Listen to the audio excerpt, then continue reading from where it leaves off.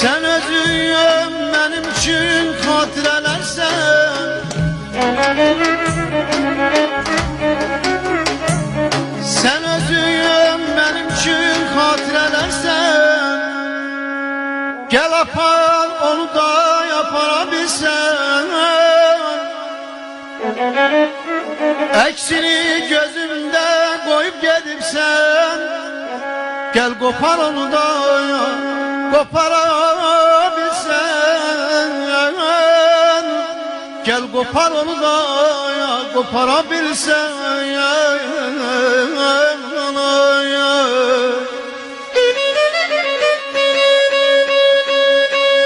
Senin gözlerinin oduna yanmak, günaha yazılsa günahımdan geç. Deyirlər unutmak asandır ancak mən səni unuda bilərəmmi heç? Gəlibsən, baxışın sözün utancaq, özünü birazca itiribsən sən. Baharı gətirən qaranquş kimi sevgini nəğmənlə gətiribsən sən. Çiçəklər açılır cığırda, izdə.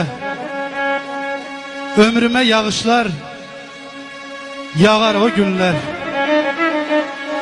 Kollardan boylanan bənövşə olub,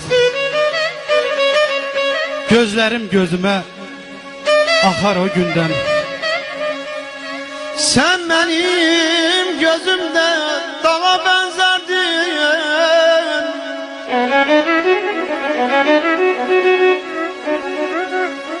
Sen benim gözümde dağa benzerdin.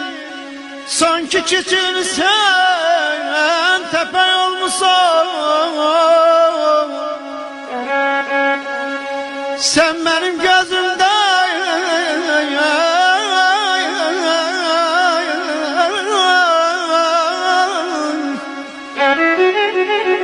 sen benim gözümde bir deniz idin. Dönüp dalgalara lepey olmuşsun.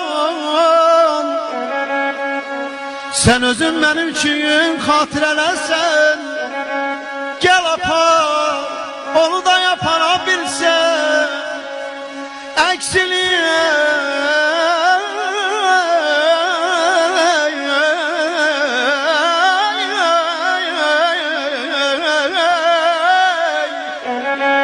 eksini gözümden koyup gedipsen, eksini gözümden koyup gedipsen, gel gel apar onu da, gel kopar onu da koparabilsen, koparabilsen. Aman